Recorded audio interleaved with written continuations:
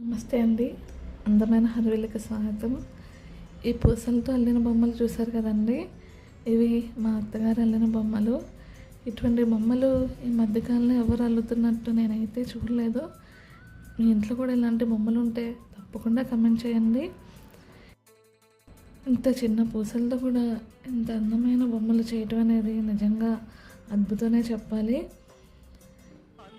ఏనుగు చూసారు కదా ఎంత బాగుందో, చాలా అందంగా వచ్చింది.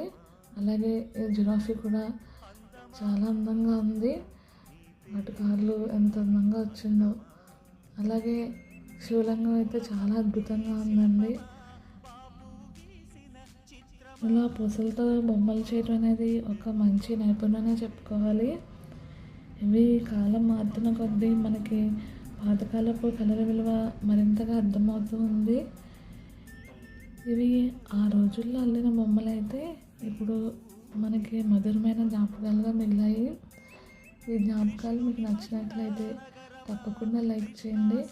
అలాగే మా అందమైన హర్విల్లు ఛానల్ని సబ్స్క్రైబ్ చేసుకోండి. Thank you.